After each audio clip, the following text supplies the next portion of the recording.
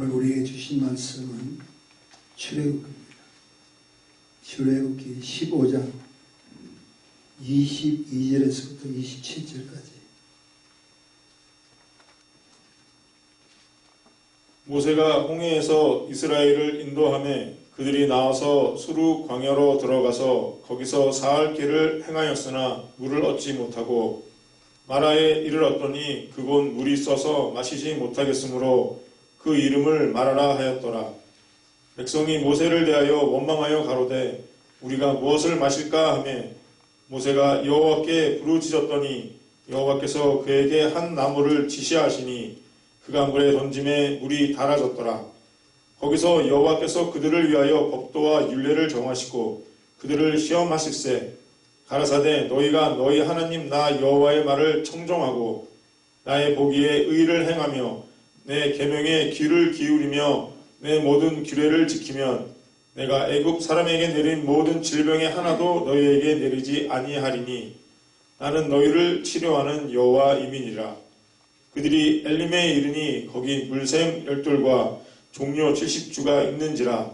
거기서 그들이 그 물 곁에 장막을 치니라. 이 말씀은 제목을 통해서 조금만 더 가면이라는 제목으로 우리 제영명 목사님 이거 아마 기억하실 거예요. 몇 년 전에 있어요. 금요 찬양회 때 오셔서 말씀 전한 거 기억나실 겁니다. 우리 목사님하고 저하고는 나이가 똑같아요. 그래서 노예 목사님들 중에서도 같이 어울릴 수 있는 제가 조금 형님입니다. 제 목사님 부부를 딱 보면 목사님이랑 사모님 보면 그냥 마음이 편안한 사람 있죠. 우리 목사님 한국에서 좋은 기업에서 일하시다 연세대학교 나오셔서 백문이죠. 나오셔서 하나님 앞에 붙잡혀가지고 원래 찬양을 잘했어요. 기타 들고 찬양 기타 들고 찬양해야 돼. 기타 들고 세상 노래 하시다 주님 만나서 이제 완전히 목사님 되셔서 열심히 사역하시다가 이 사역을 마무리 지으셨어요. 아들, 딸이 있는 것이 이제 동부입니다. 뉴욕 쪽에 있는데 코네티컷 그쪽으로 이달 말에 가세요. 가시면서 제가 여기 보니까 집이 엄청나게 큰 집으로 이렇게 자녀들이 준비를 했더라고요. 왜 그러냐 가만히 봤더니 목사님 거기에서 마음껏 찬양하고 마음껏 기도하시라고 그렇게 하신 건데 단풍이 열면은 기가 막히다. 우리 이 코로나 이런 거 모든 거 다 벗어나서 기회 되시면 저희 이름 대고 가시면 숙식은 그냥 제공해 주신다고 하니까 그렇게 기도 많이 해 주십시오. 우리 목사님 나오셔서 제목이 조금만 더 가면이라는 제목으로 우리 은혜 받기를 소원합니다. 나오세요.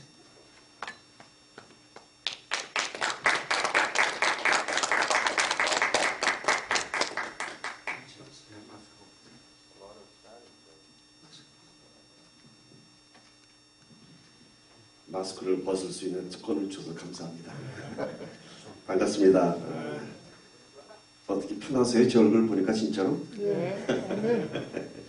우리 노예 가면 한 목사님하고 저하고 어디가 닮았는지는 모르겠는데 자꾸 닮았다 그러고 형제 같다 그러고 그런데 저는 왠지 정말 형님 같은 느낌이 듭니다. 나이는 같은데도 늘 형님 같은 생각이 드는데 또 한 목사님도 또 저를 솔직히 사랑해 주셔서 지금 목사님께 소개하신 대로 LA에서 20년간 사역 마치고 이제 지난 12월 마지막 주로 은퇴 감사 예배를 드리고요. 그리고 이제 커네티컷으로 다음 주 화요일 날이면 출발합니다.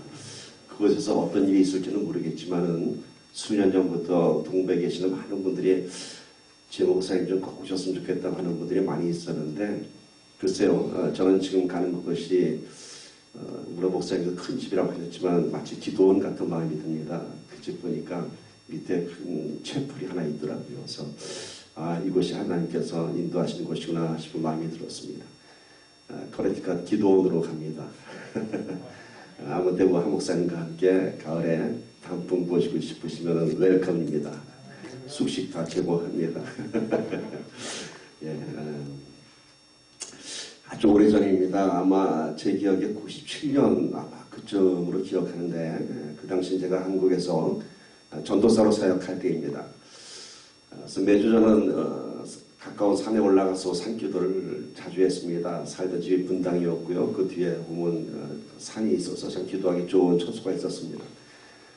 어느 날 산을 올라가면서 늘 그냥 올라가지 않고 당시는 카세트 테이프로 이렇게 목사님들 말씀을 듣곤 했습니다. 어느 날 테이프 하나 저한테 전해졌습니다. LA는 은혜 한인교회입니다. 물론 김광식 목사님은 제가 김광식 목사님 밑에서 훈련받았으니까 너무 잘 알고요. 근데 보니까 김광식 목사님이 아니라 다른 목사님의 성함이 써있더라고요. 테이프에. 그 이름이 하만진이었습니다. 그렇게 한 목사님과의 인연이 시작되었습니다. 지금도 그 장면이 기억납니다. 그 카세트테이프를 들으면서 하만진 목사님이 어떤 분이실까 그리면서 그 말씀을 또 은혜 받았고요. 수많은 세월이 지난 후에 이렇게 LA에서 떠나기 전에 또 한 목사님 강단에서 설교를 하게 된 것은 하나님의 섭리인 줄 믿습니다. 그리고 제가 2001년도에 우리 교단 우리 노래 교단에 소속한 교회 초청으로 종교이민을 오게 됐습니다. 2001년도에 처음 저희가 정착한 것이 롤앤하이셨습니다. 아시겠지만은 57번 사우스홀타운께 쭉 지나보면서 눈에 띄는 교회가 하나 있었습니다. 하얀 십자가가 보이는 다이먼바 근처에 있는 아름다운 미국 교회였습니다. 그 교회를 보면서 그런 마음을 들었습니다. 저기서 한국교회가 들어가면 참 좋겠다 싶은 생각이 들었는데 어느 날 거기에 한국교회 간판이 붙었습니다. 그 교회가 바로 어디죠? 예수 사랑하는 내 교회였습니다. 하만진 목사님 교회인지도 몰랐습니다. 그리고 제가 이제 노예에서 보니까 그렇게 하나님께서는 한 목사님과 저와의 인연을 이렇게 맺어주셨습니다. 예, 이제 그렇게 갔다 왔지만은 또 한 목사님과 늘 기도로 또 교제할 것이고요. 또 예수사랑의 교회의 인연을 잊지 않고 기도하겠습니다. 예. 오늘 말씀 먼저 봉독했으니까 말씀 배경을 좀 보도록 합시다. 이제 이스라엘은 430년간의 애굽의 긴 종살이를 마치고 드디어 위대한 출애굽의 역사를 시작합니다.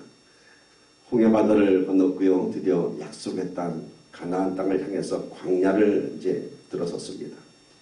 그렇게 해서 3일 길을 가는 동안 문제가 생겼습니다. 3일 길을 가는 동안 그들은 갖고 나온 식량이 다 떨어지고 물도 떨어지고 이제 물을 찾지를 못했습니다. 마라라는 곳에 도달해서 물샘을 하나 발견했습니다. 역시 하나님은 우리를 위해서 다 예비해 놓으셨구나. 그러나 그 물은 도저히 마실 수 없는 쓴 물이었습니다.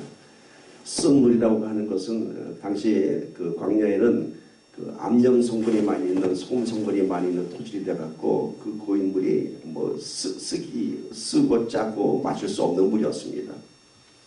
백성들의 원망이 시작되었습니다. 며칠 만에? 불과 3일 만에. 3일 전에 그들은 홍해바다를 건너서 북치고 소고를 치면서 하나님을 찬양하던 그 민족이었는데 불과 3일 만에 왜 우리를 이 죽을 광야로 끌고 나왔냐고 원망을 시작합니다. 그러자 백성들의 원망을 들은 모세가 하나님 앞에 나와 기도합니다. 지도자는 백성들의 원망을 들었을 때 그걸 갖고 하나님 앞에 나가는 것이 지도자입니다. 그러자 하나님께서 모세에게 한 나무를 가르치십니다. 그리고 모세는 그 나뭇가지를 꺾어서 말의 샘물에 던졌더니 그 쓴 물이 아주 단물이 되었다고 합니다. 여러분, 홍해바다를 건너고 나서 광야에서 보여주신 하나님의 첫 번째 기적입니다. 첫 번째 기적. 광야에서 가장 귀한 물의 문제를 해결해 주셨습니다. 그리고 뒤에서 하나님께서 이렇게 말씀하십니다. 오늘 말씀 가운데 있죠. 너희가 내 말을 듣고 순종하면 애굽 사람에게 내린 그 어떤 병에도 너희를 걸리지 않게 하리라. 나는 바로 치료하는 여호와라 말씀하십니다. 이 말씀 가운데요, 이런 말씀하십니다. 애굽 사람에게 내린 그 어떤 병에도 너희를 걸리지 않게 하리라. 애굽 사람에게 내린 병이 어떤 병일까요? 하나님께서 내리신 그런 징계에 있던 벌입니다. 하나님을 거부한 민족에 대한 그런 병입니다. 오늘 애굽 사람에게 내린 그 어떤 질병에게도 너희를 건져내리라 하신 것은 너희가 나와 함께하는 한 너는 어떤 병에도 걸리지 않으리라 말씀하십니다. 나는 너의 영과 육을 치료하는 여호와라 말씀하십니다. 그리고 그들은 그 마라에서 쓴물을 단물로 바꾼 하나님의 은혜를 경험하고 다시 또 행진합니다. 그러자 어떤 장면이 나오죠? 얼마 안 가서 그들은 곧 샘물이 12이나 되고 종려나무가 팜추위가 70그루가 있는 큰 오아시스를 발견하게 됩니다. 조금만 더 가면 엘림이 있었습니다. 저는 오늘 본문의 말씀을 통해서 인생이라고 하는 광야를 지나가는 우리들에게 마라의 쓴물이 단물이 되는 하나님의 축복과 또 마라를 지나 엘림을 만나는 하나님의 놀라운 은혜와 축복이 있기를 믿음으로 선포합니다. 아멘. 자, 오늘 몇 가지의 의미를 좀 오늘 사건 가운데 나눠보기를 원합니다. 첫 번째, 기적 뒤에 찾아오는 시험과 고난의 의미를 한번 나눠보기 원합니다. 오늘 말씀의 바로 앞에는 홍해바다를 건너는 그런 기적의 사건이 기록되어 있습니다. 예수 믿지 않는 사람들 다 아는 놀라운 기적의 사건이었습니다. 이런 놀라운 기적을 이스라엘 백성들은 몸소 체험하였습니다. 눈으로 보고 그들이 자기네 발로 그 젖은 땅을 건넜습니다. 홍해바다가 갈라지는 기적을 보면서 그들은 하나님을 높이 찬양했습니다. 그리고 꿈에 부풀었습니다. 이제 드디어 젖과 꿀이 흐르는 약속의 땅에서 하나님과 함께는 그런 놀라운 축복을 기대했습니다. 그러나 그 놀라운 기적의 감격은 3일을 넘지 못했습니다. 3일 만에 다 무너지고 말았습니다. 그들의 찬양은 원망이 되고 말았습니다. 3일 만에, 바로 3일 만에. 3일 전만 해도 그들은 하나님을 찬양하던 민족이었습니다. 그러나 겨우 3일간 목마른 광야를 지나면서 그들의 북치는 소리와 찬양 소리가 점점 탄식이 되었고 한숨이 되었고 원망이 되었습니다. 그리고 3일 만에 물을 발견했지만 도저히 마실 수 없는 쓴물이었습니다. 더욱 절망하였고 탄식하면서 이제는 그들의 한숨이 하늘에 올라갔습니다. 원망이 되었습니다. 출애굽의 감격인 이제 원망이 되었습니다. 여러분, 그 이스라엘 백성들이 들었을 때 그 광야는 참 우리가 상상할 수 없는 곳이었습니다. 그래서 그들은 애굽 땅에 다시 그리울 때가 있습니다. 다시 노예의 삶을 사는 것이 더 나을 것이라고 얘기했습니다. 여러분, 이스라엘 광야에 당시 60만의 장정이라고 기록되어 있습니다. 60만의 장정이면은 남녀노소 다 보면 좋기 200만이 넘는 인구의 이동입니다. 한번 상상을 해보세요. 그 광야에 200만 명의 사람들이 행군을 시작한다는 것. 식량 문제라든지, 물론 뒤에 만나와 매출하기로 하나님께서도 그런 식량 문제를 해결해 주시지만 그것 말고도 많은 걸 그려볼 수 있습니다. 위생 문제라든지 아마 끔찍한 일입니다. 그 광야를 지난다고 하는 것은 정말 그 거대한 200만의 인구가 먹고 살면서 뱉던 쓰레기라든지 오물이라든지 말도 못하죠. 기록되어 있지 않지만은 그 속에서 산다는 것은 지옥과 같은 것이었습니다. 200만 명이 들판에서 진을 치고 쓰레기, 오물, 위생 문제들, 땀 냄새, 세탁이나 했겠습니까? 끔찍한 일이었습니다. 원망이 날마다 하늘을 솟았습니다. 어쩌면 그들 이스라엘의 원망은 당연한 것인지도 모르겠습니다. 그런데 이 이스라엘 백성들의 모습이 바로 우리들의 인생을 살아가는 모습이 아닌지 모르겠습니다. 하나님의 은혜에 감격했던 우리들이 작은 고난 앞에서 금방 한숨 짓고 금방 불평하고 하나님 왜 이러십니까? 라고 원망하는지 모르겠습니다. 불과 3일 만에 하나님을 원망했던 이스라엘 백성들처럼 우리는 분명히 놀라운 하나님의 은혜를 경험한 사람들임에도 불구하고 특히 이런 팬데믹 같은 상황 속에서는 정말 말할 수 없는 그런 탄식이 나오는 이때입니다. 하나님 왜입니까? 언제까지입니까? 그럴 수밖에 없지요. 지금 당장 목마르기 때문입니다. 쓴물을 마실 수 없는 이스라엘 백성들. 우리 인생에서의 탄식이 왜 나올까요? 지금 당장 힘들기 때문입니다. 지금 당장 내가 아프기 때문입니다. 시험이 들고 의문이 생깁니다. 하나님 왜 이러시나요? 바로 이때 하나님의 말씀이 우리에게 위로가 되고 격려가 되면 얼마나 좋겠습니까? 그러나 시험과 고난 앞에서 우리는 은혜를 기억하기보다는 오히려 더 하나님을 의심하게 되고 원망하게 됩니다. 그것이 어쩌면 우리의 실상인지도 모르겠습니다. 그런데 여러분 괜찮습니다.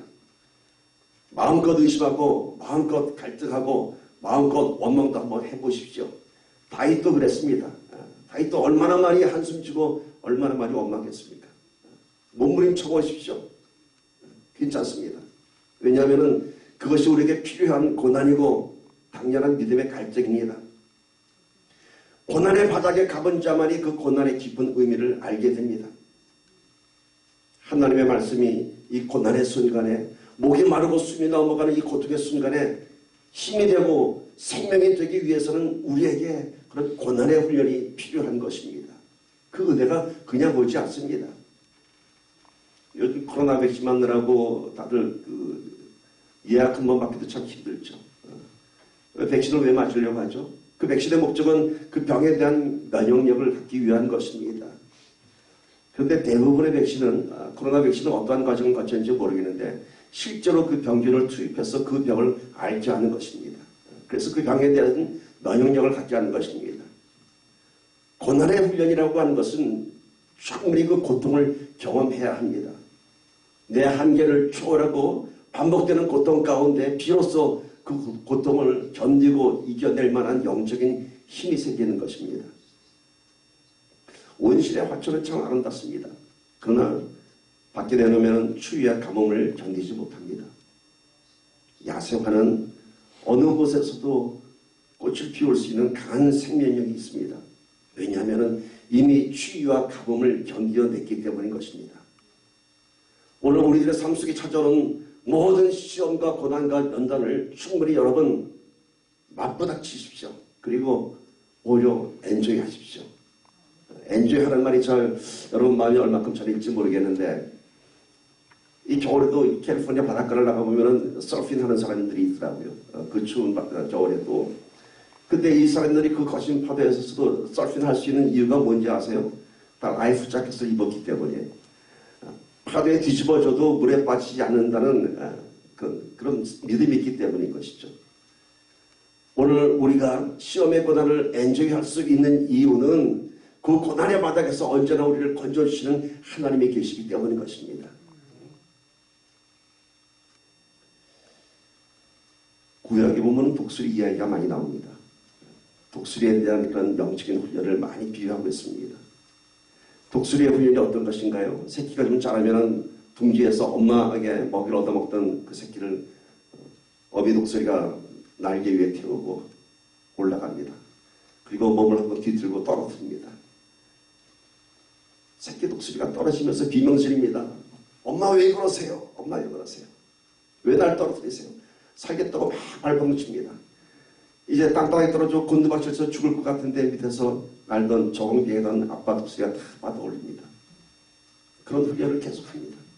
어느 순간 새끼 독수리는 날개짓하면서 날아오릅니다. 내가 날아오를 수 있구나. 내가 날아올 수 있구나. 이제는 떨어져도 무섭지 않구나. 스스로 날게 됩니다. 기적 뒤에 찾아오는 고난은 감격의 눈물이 마르기도 전에 시작되는 그 고난의 의미는 수많은 인생의 문제들 속에서 하나님께서 함께 하시는 또 다른 기적의 역사, 또 다른 기적의 은혜를 체험하기 위한 믿음의 훈련인 것입니다. 깊이 떨어져 보십시오. 하나님께서 받아내십니다. 이제는 어떠한 고난이 찾아오더라도 갈등하지 않고 의심하지 않고 원망하지 않고 이제 비로소 하나님의 말씀이 나에게 힘이 되고 하나님의 말씀이 나에게 능력이 되는 것입니다. 그렇게 되는 저와 여러분 되기를 축복합니다. 아멘. 두 번째는 원망이 기도가 되게 해야 합니다. 원망이 기도가 되게 하라.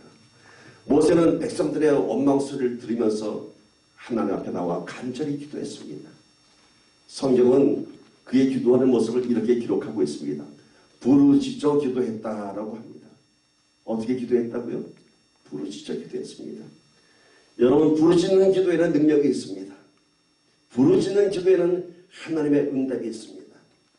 하나님은 여러 가지 방법으로 우리에게 기도를 응답하십니다. 때로는 거절도 하십니다. No. 그 거절도 때로는 응답입니다. 때로는 wait, 기다리라고 합니다. 나의 때에 응답해 주겠다고 하십니다. 또 어떨 때는 즉각적인 응답이 옵니다. Yes, right now.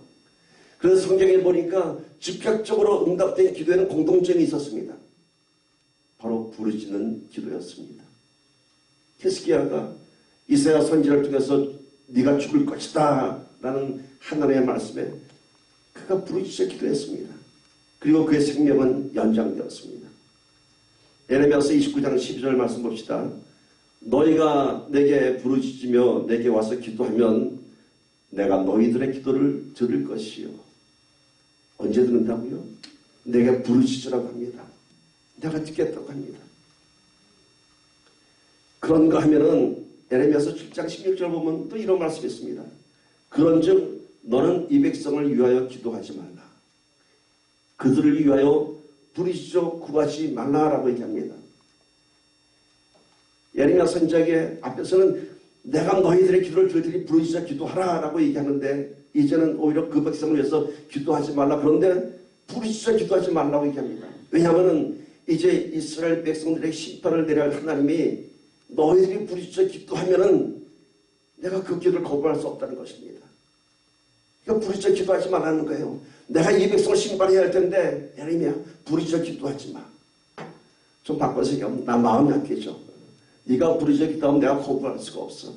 부르짖어 기도하지 마. 라고 얘기합니다. 하나님도 부르짖는 기도 앞에는 마음 약해지신다고 합니다. 여러분, 오늘 우리가 모세와 같이 부르짖는 기도의 능력의 주인공이 되기를 축복합니다. 우리 모두의 아픔과 원망이 이제는 부르짖는 기도가 되어야 할 것입니다. 기도는 우리에게 고난의 시간을 견딜 수 있는 큰 영적인 힘이 됩니다. 때로는 하나님께서 그 기도의 응답을 늦추실 때가 있습니다. 그러나 우리가 그때까지 이길 수 있는 힘은, 버틸 수 있는 힘은 기도하기 때문인 것입니다. 우리는 지금 당장 기도의 응답받기를 원하지만은 하나님께서는 다른 길을 열어주시기도 합니다. 이런 우리의 갈등 가운데서 우리가 이길 수 있는 힘은 오늘도 기도하기 때문인 것입니다. 고난이 훈련의 열매를 맺으려면은 앞에 얘기했다시피 충분히 아파해야 한다고 했습니다. 그런데 그 충분히 아파할 수 있는 그 힘의 근원이 뭐냐면 기도인 것입니다. 기도하지 않고는 그 아픔의 훈련을 견뎌낼 수 없습니다. 기도하지 않고 고난을 견뎌내면요 우리의 영과 육이 시들어버립니다. 그러나 우리가 이겨낼 수 있는 것은 기도하기 때문에 그 아픈 고난의 순간들을 이겨낼 수 있는 것입니다. 세상의 사람들은 그 고난을 기도 없이 버텨냅니다. 그래서 고난을 지나간 사람들에게는 그 삶의 흔적이 있습니다. 보면은 많이 고생한 분들 보면은 기도하지 않고 견뎌냈기 때문에 그 삶의 아픈 흔적이 있습니다. 그러나 여러분, 기도한 사람들에게는 아픔의 흔적이 없습니다. 아무리 힘든 세월을 지나왔어도 믿음으로 지켜낸 사람들의 모습에서는 평안함이 있고 성숙함이 있고 안정감이 있습니다. 저는 우리들의 모습에서 고난의 흔적이 아니라 기도의 흔적이 나타나기를 간절히 소망합니다.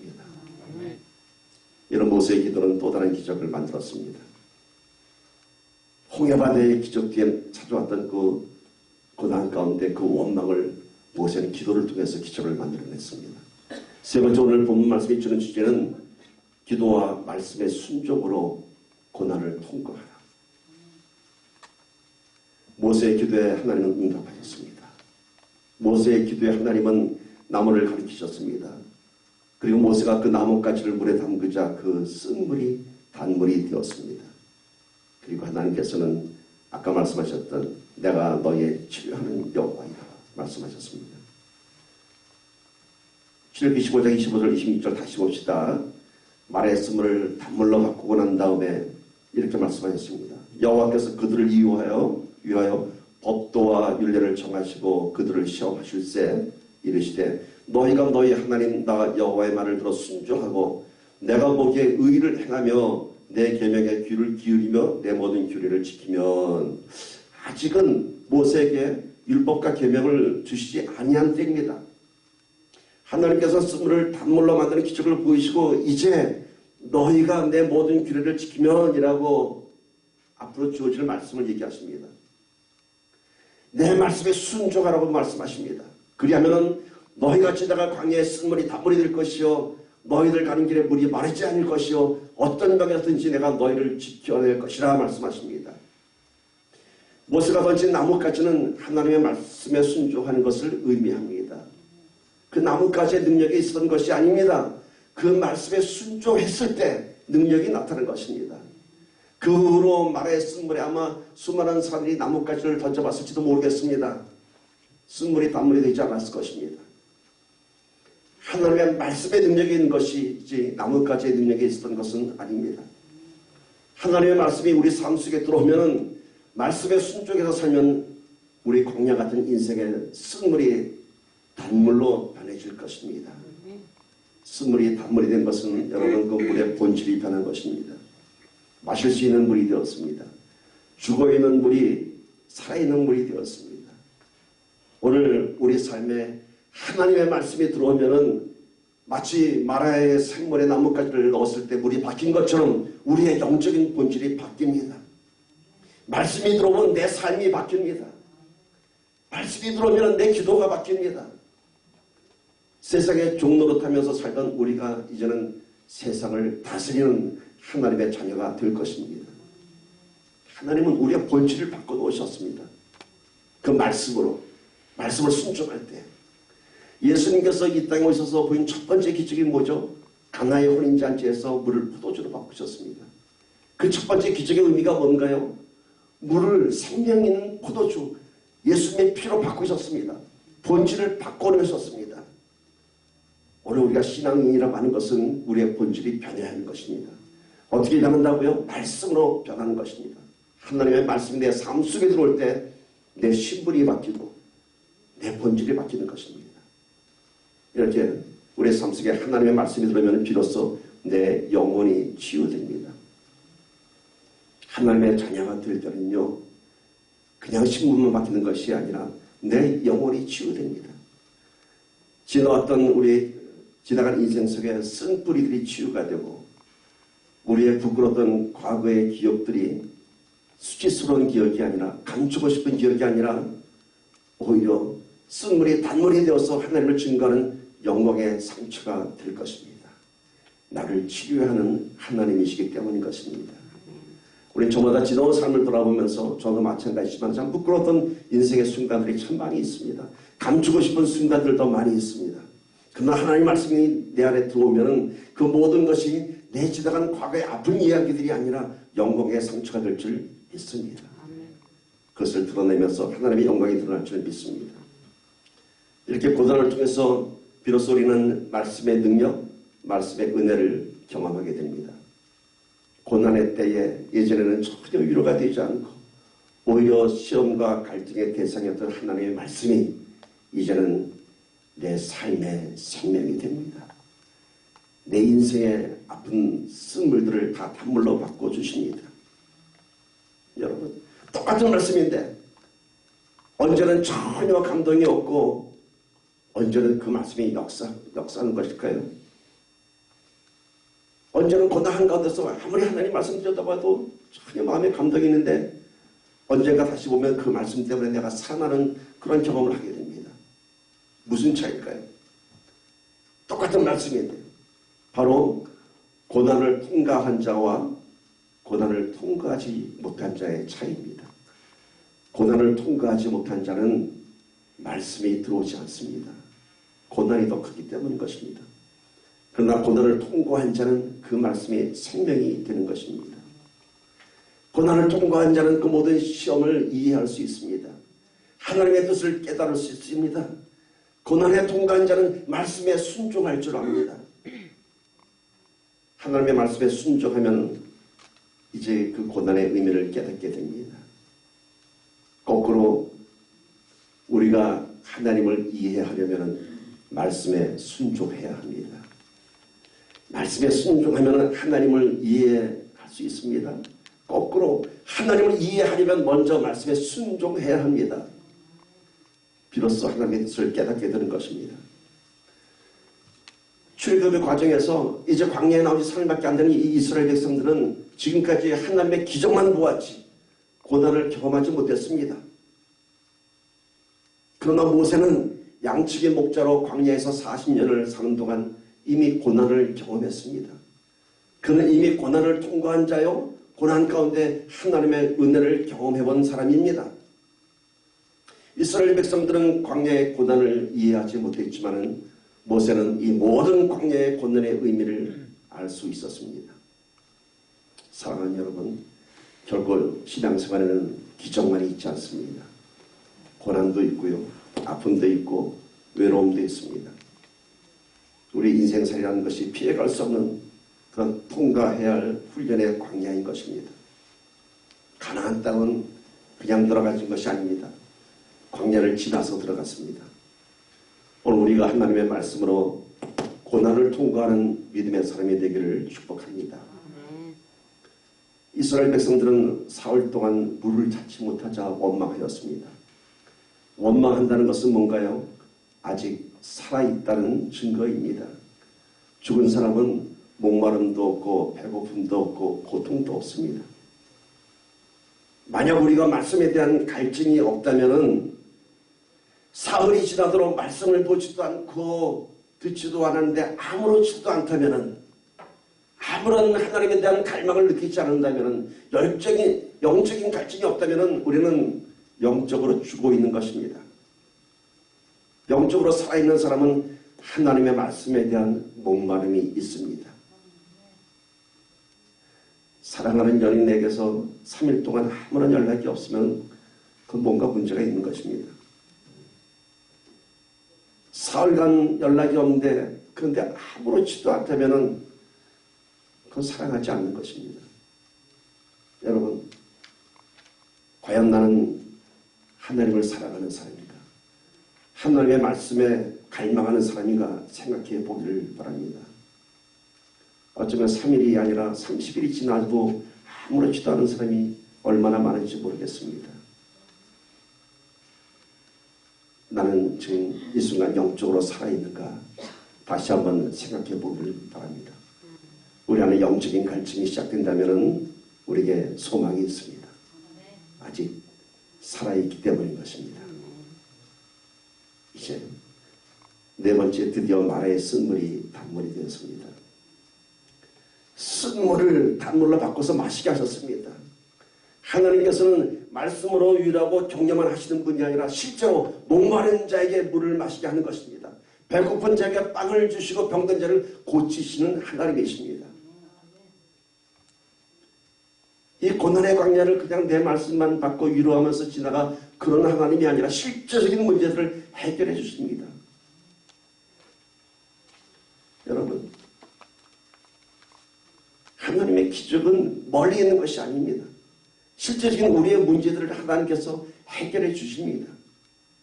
우리는 그러한 일상 속에서의 삶 속에서 하나님의 놀라운 은혜를 경험하면서 하나님의 섭리를 깨닫게 되는 것입니다.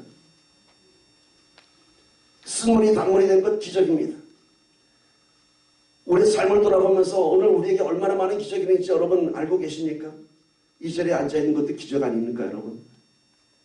어쩌면 당연한 것처럼 느끼는지 모르겠습니다. 걸어 들어오는 것도 기적이고요.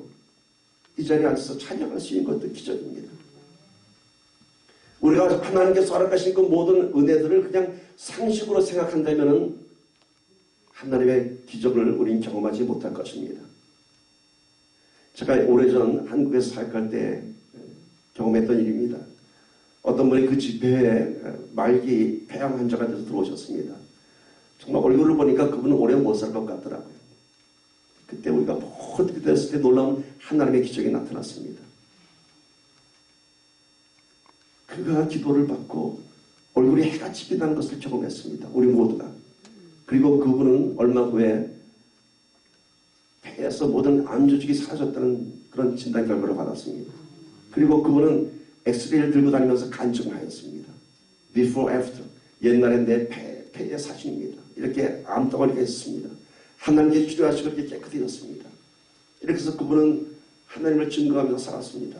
그런데 많은 시간이 지나고 나서 그가 생각이 좀 흔들리기 시작했습니다. 내가 진짜 폐암이었나? 아니면 수술이 그때 잘 됐었나 봐. 하나님께서 꽂으신 그 기적이 그에게 점점 상식으로 바뀌어지고 있었습니다. 의사의 오진이었나?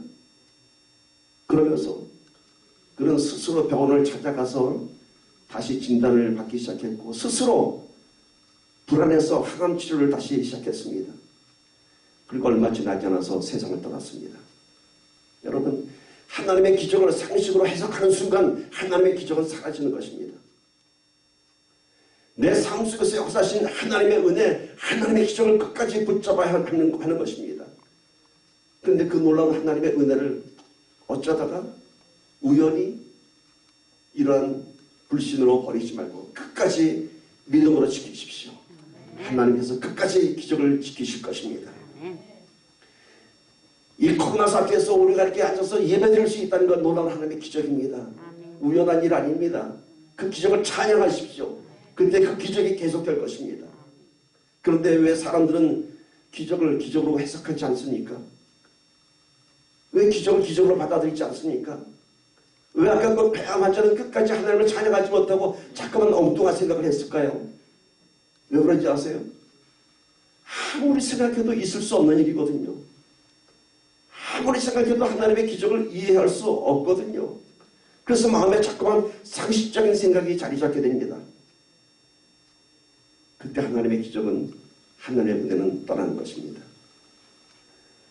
성경도요, 여러분, 이해되지 못하는 성경을 자꾸만 상식으로 해석하려고 하면 얼마나 웃기는 결과가 나오는지 아세요? 저는 어디서 봤는데 이 마라의 쓴물을 단물로 바꾼 이것을 상식적으로 해석해 놓은 글을 봤어요. 어떻게 쓴물이 단물이 되었을까라고 해석했는데 이렇게 해석하더라고요. 그 생물은 원래 가만 놔두면은 밑에 소금 염분이 가라앉고 위에는 단물인데 사람들이 물 뜰 때마다 물이 다 흐트러지니까 그게 쓴물이 돼서 못 먹는 거예요. 근데 모세가 나뭇가지를 던지니까 바가지를 뜰 때 위에 있는 단물만 싹 건져냈다. 그래서 단물이 된 거다. 이해가 잘 되시죠?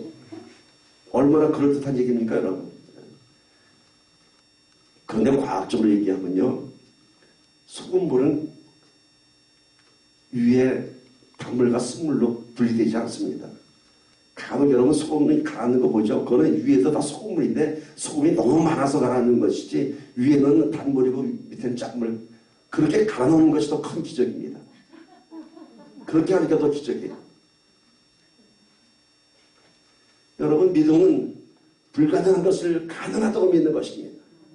하나님 안에서 가능한 것을 믿는 것은 믿음이 아니라 상식입니다.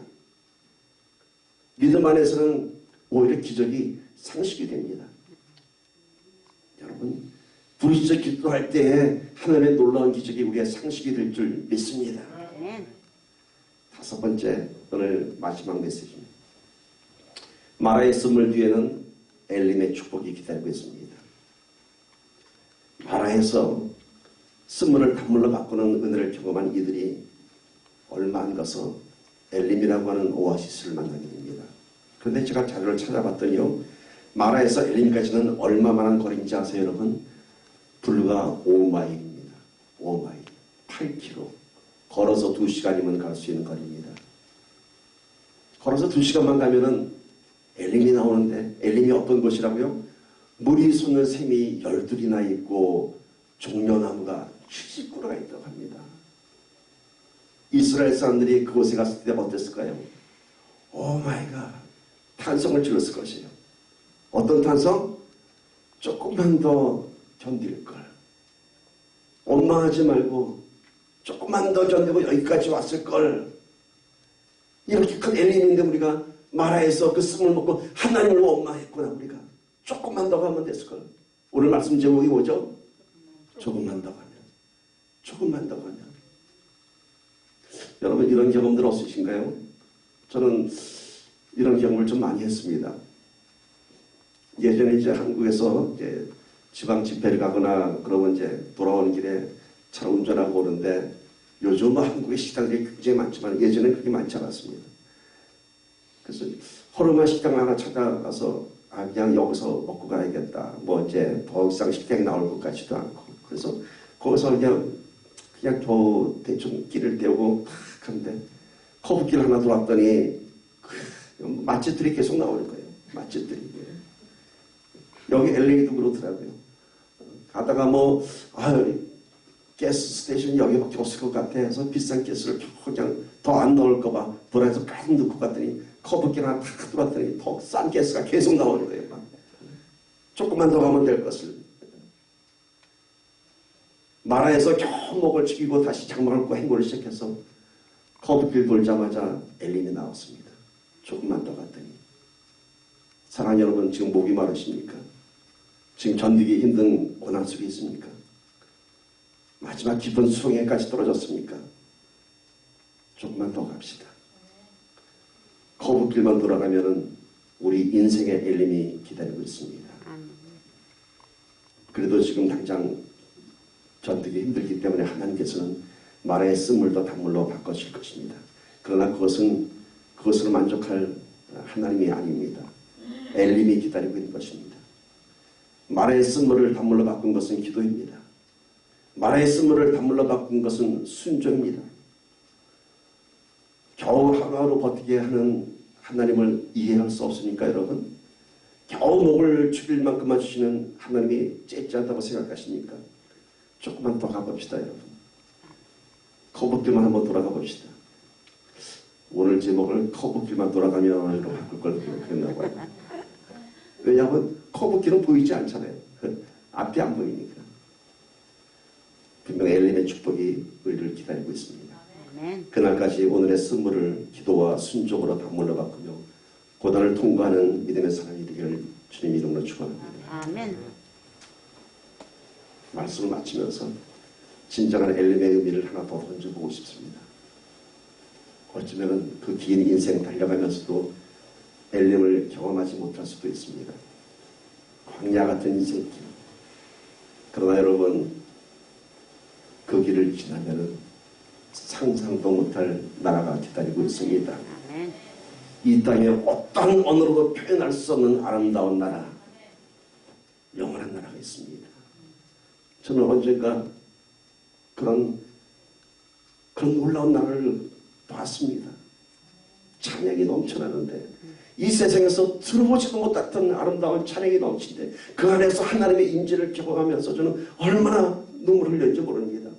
여러분, 인생에서의 엘림도 경험하겠지만 더 놀라운 엘림의 축복이 저와 여러분을 기다리고 있습니다. 아멘. 눈물의 인생길 하나님의 말씀과 순종으로 찬양하는 저와 여러분 되기를 주님으로 축복합니다. 아멘. 우리 찬양 하나 하고 좀 기도할까요? 이 말씀 준비하는데 한 목사님께서 말씀 끝나고 찬양을 하나 하라고 그러시더라고요. 그래서 여러분과 함께 찬양을 하나 함께 하기를 원합니다. 아주 오래전 목사님과 오늘 말씀드리면서 그 말씀의 뜻 가운데 이 말씀을, 이 찬양을 함께 나누기 바랍니다. 함께 찬양하시죠.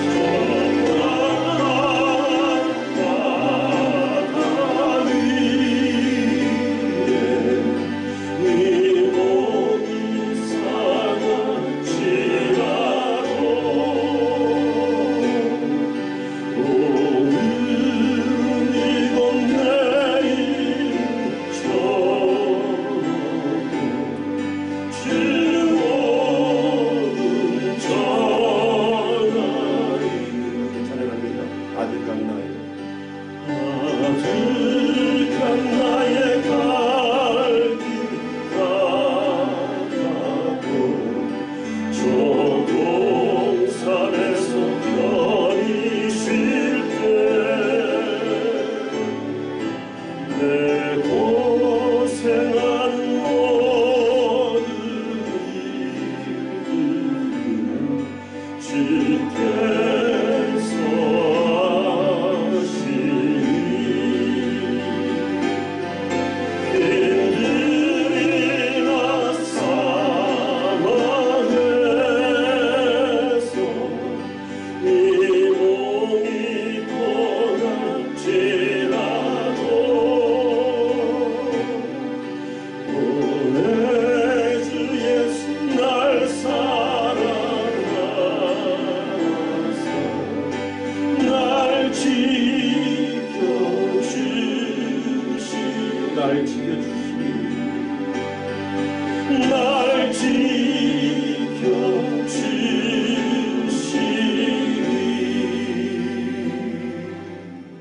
좋으신 하나님, 힘들고 먼 인생길을 달려갈 때에 하나님 말씀으로 일어나게 하시고 순종함으로 하나님의 놀라운 은혜를 경험하는 우리가 되게 하여 주시옵소서. 사모하는 그 집에 가는 그 일까지 우리 아버지 하나님 우리를 지켜주시옵소서. 아버지 하나님 특별히 예수 사랑 은혜교회를 사랑하여 주셔서 이달을 섬기는 모든 당신의 주의 백성들에게 날마다 승문이 반문이 되게 하여 주시옵시고 모퉁이 길 돌아서면 놀라운 엘림을 만나게 하여 주시옵소서. 그리고 언젠가 우리 좋으신 주님이 기다리시는 그곳에 두 손 높이 들어 찬양하며 들어가는 우리에게 축복하여 주시옵소서. 귀한 말씀 주심을 감사하며 좋으신 우리 주 예수 그리스도 이름 받들어 간절히 기도드렸습니다.